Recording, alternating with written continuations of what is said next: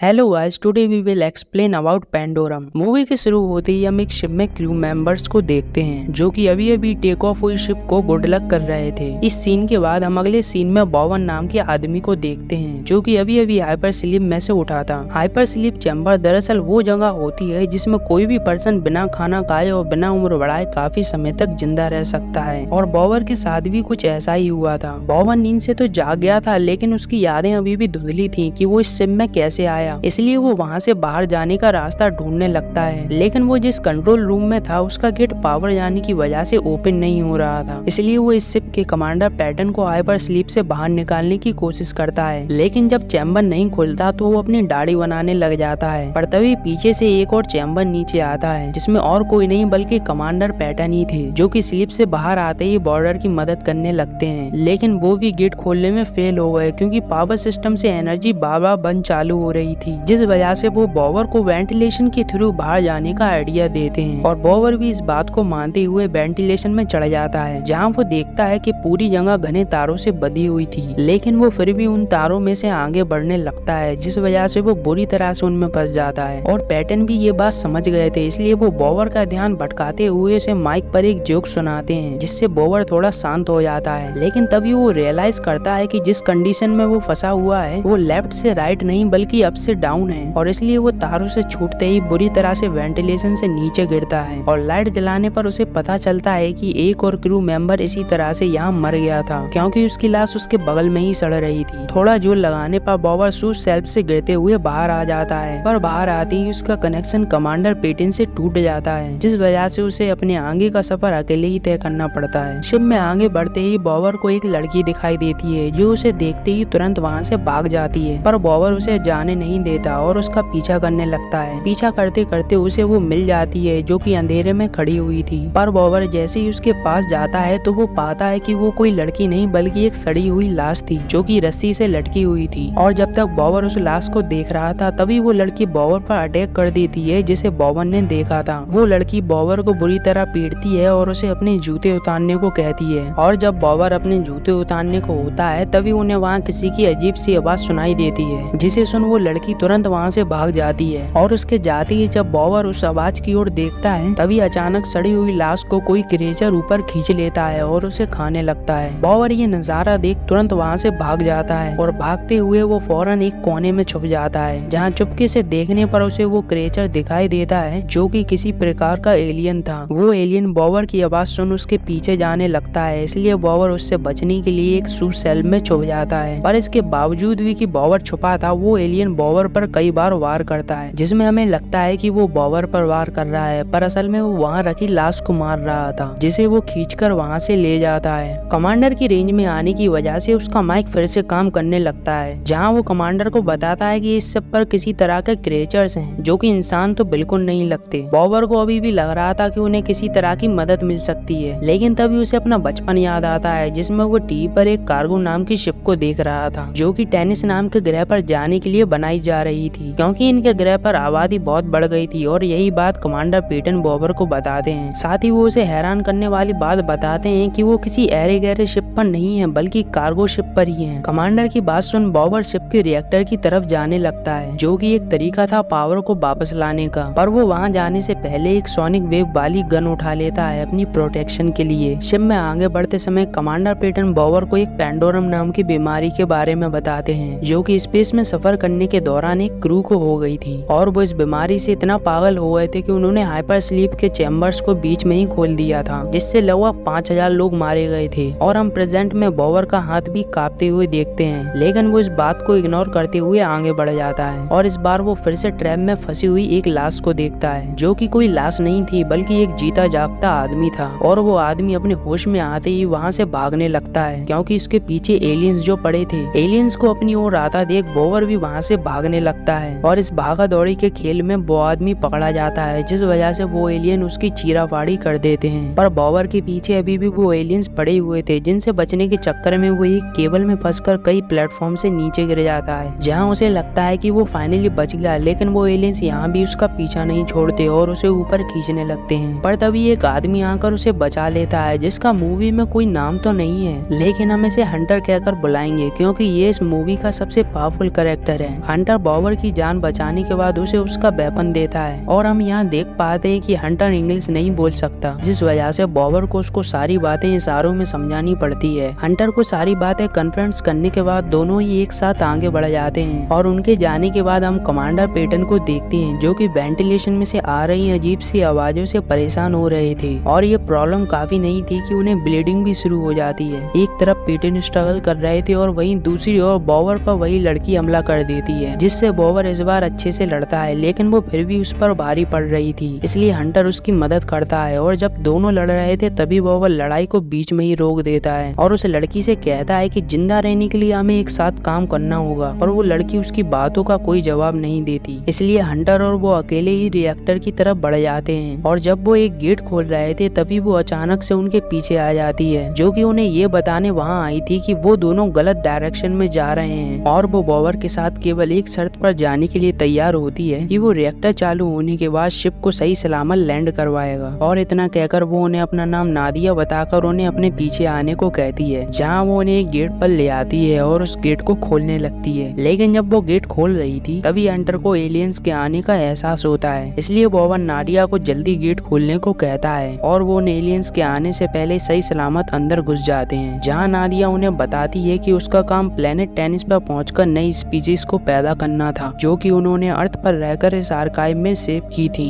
इतना कहकर वो बॉबर को एक कीड़ा खाने को देती है क्योंकि इस सिचुएशन में उनके पास केवल यही एक चीज थी प्रोटीन के लिए। बॉबर की टीम के साथ साथ कमांडर पेटन भी स्ट्रगल कर रहे थे क्योंकि वेंटिलेशन से आ रही आवाजें और भी तेज हो गई थी और जब वो उन्हें चेक करने वेंटिलेशन में जाते हैं तो उन्हें वहाँ एक यंग लड़का तारों में फंसा हुआ मिलता है जिसका नाम गालो था और वो क्रू मेंबर्स का ही हिस्सा था। इस सीन के बाद हम मॉवर और नाडिया को देखते हैं जो कि शिप में आगे जा रहे थे और जब वो आगे जा रहे थे तभी बॉबर एक कंटेनर में गिर जाता है और उसे बचाने के चक्कर में नाडिया भी उसमें गिर जाती है। बॉबर जब ओजेली के लिए इमरजेंसी टॉर्च जलाता है तो नाडिया उसकी टॉर्च को पानी में डाल देती है क्योंकि ठीक उसी वक्त उनके ऊपर से एलियंस निकल रहे थे। एलियंस के चले जाने के बाद बॉबर उस कंटेनर से बाहर आ जाता है, पर तभी एक एलियन जो कि अंधेरे में छुपा हुआ था बॉबर पर अटैक कर देता है, जिसके बाद नाडिया उसे संभालती है और हंटर भी उसका साथ देता है, जिससे वो एलियन वहीं मर जाता है और उसके मरते ही उन्हें लगता है कि ये यहाँ आखिरी एलियन था। लेकिन देखते ही देखते वहाँ बहुत सारे एलियंस आ जाते हैं जिस वजह से उन्हें वहाँ से भागना पड़ता है और जब वो वहाँ से भाग रहे थे तभी बीच रास्ते में ही एक स्लीप चैम्बर खुल जाता है, जिससे निकले हुए पैसेंजर पर वो एलियन हमला कर देते हैं। बॉबर उसे बचाने की कोशिश तो करता है लेकिन हंटर उसे जबरदस्ती वहाँ से ले जाता है, जिस वजह से वो एलियन उसे बुरी तरह से खा जाते हैं और इसके बाद कमांडर पेटन को दिखाया जाता है जो कि गालो को लेकर अभी भी कंफ्यूज थे, इसलिए वो उसके बारे में और जानने के लिए उससे पूछताछ करते हैं। तो गालो उन्हें बताता है कि वो एक क्रू मेंबर्स का हिस्सा हुआ करता था जिसमें सभी लोगों को पेंडोरम बीमारी लगने की वजह से उसे एक एक करके सभी टीम मेंबर्स को मारना पड़ा। अब गालो की बात सुन कमांडर पेटन को उस पर यकीन नहीं होता, इसलिए वो हर वक्त उसे लेकर चौकन्ना रहते हैं। वहीं दूसरी ओर बॉबर अपनी टीम के साथ एक जगह पर आ जाता है जो चारों तरफ से बंद थी, लेकिन वहाँ एक आदमी जिसका नाम लीलैंड था वहाँ उनका स्वागत करता है और उन्हें खाने के लिए खाना भी बनाता है। और जिस दौरान वो उनके लिए खाना बना रहा था तभी नाडिया बॉबर को बताती है कि शिप पर मौजूद सभी एलियंस पहले इंसान ही थे, पर समय से पहले जागने की वजह से म्यूटेशन के कारण वो एलियंस बन गए, जो कि एक चौंकाने वाली बात थी। नाडिया की बात खत्म होते ही लीलैंड उन्हें खाना खाने को देता है और खाना खाने के दौरान ही वो उन्हें बताता है कि किस तरह 4 लोगों की गलती की वजह से एक एक करके ऑलमोस्ट सारा शिप म्यूटेटेड हो गया था। और कहानी सुनाते वक्त ही हम देख पाते हैं कि बॉबर, हंटर और नाडिया बेहोश हो गए हैं क्योंकि लीलैंड ने उनके खाने में बेहोशी की दवा मिला दी थी। तीनों लोगों के बेहोश हो जाने के बाद लीलैंड उन्हें हॉस्टेज बना लेता है क्योंकि वो इसी तरह लोगों को फंसाकर उनकी बॉडी का इस्तेमाल कर जिंदा रहता था और ये बात नाडिया भी समझ गई थी, इसलिए बॉबर ठंडे दिमाग से लीलैंड को समझाता है और उसे बताता है कि ये टाइम रिएक्टर के आखिरी बार रीसेट होने का है और अगर उन्होंने वक्त रहते उसे एक्टिवेट नहीं किया तो पूरा शिप डिस्ट्रॉय हो सकता है। बॉबर की बात सुन लीलैंड बात की गहराई को समझ जाता है और उन्हें आजाद कर उनके साथ चलने के लिए भी तैयार हो जाता है, लेकिन इस दौरान वो बॉबर की गन रख लेता है अपने प्रोटेक्शन के लिए। रिएक्टर बेस तक जाने के लिए बॉबर कमांडर पेटन को कांटेक्ट करता है जो उसे बताते हैं कि रिएक्टर 47 मिनट के अंदर बंद हो जाएगा। इसका मतलब था कि बॉबर के पास केवल 47 मिनट थे रिएक्टर बेस तक पहुंचने के लिए और वो ऐसा करने के लिए एक शॉर्टकट चुनता है जिसमें से जाते वक्त उन्हें एक बेबी एलियन मिलता है जिसे हंटर मारने ही वाला था, पर नाडिया उसे मना कर देती है, जिस वजह से वो बेबी एलियन वहाँ बहुत सारे एलियंस ले आता है और उन्हें वहाँ से भागना पड़ता है। दूसरी तरफ कमांडर पेटन भी परेशान थे क्योंकि गालो उन्हें हमेशा नेगेटिव बातें बता रहा था, जैसे कि बॉवर से कुछ नहीं होने वाला, उस पर भरोसा मत करो। यहाँ तक कि कमांडर को भड़काते समय हम उसकी नोज से ब्लीडिंग होते हुए देखते हैं, जो कि पेंडोरम बीमारी के सिम्टम्स थे। मूवी में आगे जब बॉवर अपनी टीम के साथ दूसरे स्लीपर चैम्बर में जाता है तो उसे याद आता है कि उसकी बीवी इस शिप पर नहीं आई है, बल्कि वही एक कारण था जिस वजह से बॉवर ने अर्थ को छोड़ा था। अब ये सारी बात याद आते ही बॉवर थोड़ा डिसअपॉइंट हो जाता है, पर नाडिया उसे हौसला देती है और इसी के साथ वो अपना सफर जारी रखते हैं। जहाँ आगे जाते ही उन्हें रिएक्टर रूम भी मिल जाता है, पर रिएक्टर और उनके बीच में एक ब्रिज का फासला था जिसे बॉवर पार करने की कोशिश करता है, पर ब्रिज के कमजोर होने की वजह से वो ब्रिज बीच में ही टूट जाता है, जिसे हंटर तुरंत गिरने से बचा लेता है क्योंकि जस्ट ब्रिज के नीचे सैकड़ों एलियंस सो रहे थे और अगर ब्रिज गिरता तो इनके लिए बहुत बड़ी प्रॉब्लम क्रिएट हो सकती थी। नाडिया अपने हल्के वजन का फायदा उठाकर ब्रिज क्रॉस कर लेती है। वहीं दूसरी ओर बॉवर एलियंस की स्किन को पहनकर उन्हीं के बीच में से एक सीढ़ी तक पहुंचने की कोशिश करता है। बॉवर के साथ साथ कमांडर पेटन की भी हालत खराब थी क्योंकि गालो बार बार उन्हें शिप से उतरने के लिए डरा रहा था, इसलिए वो उसे ट्रिक करते हुए स्लीप चैम्बर में बंद कर देते हैं। वहीं दूसरी ओर जब बॉवर एलियंस के बीच में से निकल रहा था तभी लीलैंड के हाथों से उन एलियंस के बीच में एक टॉर्च गिर जाती है, जिससे सभी एलियंस चौकन्ना हो जाते हैं। पर अच्छी बात ये थी कि तब तक बॉवर सीढ़ियों तक पहुंच गया था, इसलिए हंटर जो कि पूरी समय से ब्रिज को पकड़े हुए था उन एलियंस के ऊपर उसे छोड़ देता है और रोर करते हुए उन एलियंस को अपने पीछे बुलाता है ताकि बॉवर को रिएक्टर तक पहुंचने का टाइम मिल जाए। और होता भी ऐसा ही है, बॉवर टाइम रहते रिएक्टर को रीलॉन्च कर देता है और जितने भी एलियंस उसकी प्रोग्रेस के बीच में आते हैं सभी उसकी एनर्जी से मारे जाते हैं। पर अभी भी कुछ एलियंस हंटर के पीछे पड़े हुए थे, जिनमें से एक एलियन हंटर के साथ ड्यूल फाइट करता है और उस फाइट में वो हंटर के ऊपर काफी भारी पड़ रहा था। पर तभी हंटर उसके सर में से एक वेपन निकालकर उसके सर में लगातार मारने लग जाता है, जिससे वो एलियन वहीं मर जाता है। और इसके बाद जब हंटर घूमता है तो वो वहाँ उसके बच्चे को देखता है और बच्चा समझकर उसे नहीं मारता, पर इसी बात का फायदा उठाकर वो बेबी एलियन हंटर की गर्दन काट देता है, जिससे हंटर मौजूदा जगह पर ही मर जाता है। और इसके बाद हम कमांडर पेटन को देखते हैं जो कि गालो से लड़ रहे थे क्योंकि गालो अनकंट्रोलेबल हो गया था। साथ ही गालो से लड़ते वक्त उन्हें वो धुंधला धुंधला दिखाई देता है और at the end of the fight वो उन्हीं की स्किन में मर्ज हो जाता है, जिसका मतलब ये था कि इस पूरे टाइम से गालो सिर्फ उनके मन का एक वहम था जो उन्होंने अपने मन में ही खुद से क्रिएट किया था, क्योंकि उन्हें पेंडोरम बीमारी हो गई थी जिस वजह से वो आखिर में अपना कंट्रोल खो देते हैं। और जब लीलैंड एलियन से बचते बचाते उनके पास आता है तो वो उसकी आंख में एक सुई चुभो देते हैं और मेन डोर को क्लोज कर पायलट रूम की ओर चले जाते हैं। पर डोर के पूरी तरह से बंद होने से पहले बॉवर और नाडिया किसी तरह अंदर आ जाते हैं और अंदर आते ही वो सीधे पायलट रूम में जाते हैं, जहाँ पेटन उन्हें पायलट रूम की सीट पर बैठे हुए मिलते हैं जो कि अभी भी गालो के कंट्रोल में थे। इसलिए बॉवर उन पर गन तान देता है और जब वो उनसे शिप की लोकेशन पूछता है तो वो उन्हें ऊपर की विंडो खोलकर दिखाते हैं कि वो अभी एक ब्लैंक एरिया में है जहाँ स्टार्स भी नहीं दिख रहे थे। इसके साथ ही वो बॉवर को बहुत सारी नेगेटिव बातें बोलने लगते हैं जिन्हें बॉवर सुनते हुए बहुत हेलुसिनेट कर रहा था क्योंकि उसे भी पेंडोरम बीमारी लग गई थी, लेकिन इसके बावजूद भी वो बहुत डटा रहता है और बार बार नाडिया को विंडो के बाहर क्या दिख रहा है ये पूछता रहता है। वो नाडिया से सवाल ही कर रहा था कि तभी पेटन उसे बार बार डिस्टर्ब करते हैं, इसलिए वो उनका एक दांत ही उखाड़ देता है। और इसके बाद वो नाडिया के साथ शिप की विंडो के बाहर देखता है तो वो पाता है कि उनका शिप ऑलरेडी टेनिस ग्रह पर लैंड हो चुका था और इस समय जहाँ वो थे वो उस प्लेनेट का डार्क ओशियन था। बॉवर ये नजारा देख हेलुसिनेट करने लगता है, पर उसी दौरान कमांडर पेटन उस पर हमला कर देते हैं और जब नाडिया उसे बचाती है तो वो उसे भी नहीं छोड़ते और उसकी गर्दन पर चाकू रख देते हैं। नाडिया के इतने क्रिटिकल कंडीशन में होने के बावजूद भी बॉवर उसे नहीं बचाता और उल्टा एक सिस्टम पर फायर कर देता है क्योंकि उसे हेलुसिनेशन हो रहा था कि उस सिस्टम की तरफ से एलियंस अंदर आ रहे हैं। बॉवर द्वारा चलाई गई सोनिक गन से शिप की विंडो में दरार आ जाती है जिससे वहाँ पानी बनने लगता है और शिप के बिगड़ते हालात देख बॉवर नाडिया समेत एक स्लिप चेम्बर में इजेक्ट बटन दबाकर बंद हो जाता है और जब चेम्बर शिप से इजेक्ट होता है तो वो ऑटोमेटिकली ऊपर जाने लगता है। पर चूंकि चेम्बर में पानी भर रहा था इसलिए बॉवर अपना ऑक्सीजन मास्क नाडिया के मुंह में लगा देता है और जैसे ही वो ओशियन के सरफेस पर आते हैं तो बाकी चेम्बर्स जो कि शिप में अभी भी लगे हुए थे वो भी ऑटोमेटिकली सरफेस पर आ जाते हैं। और मूवी के एंड में हम बॉवर को मुस्कुराते हुए देखते हैं क्योंकि बॉवर अपने जस्ट सामने जमीन को देख पा रहा था।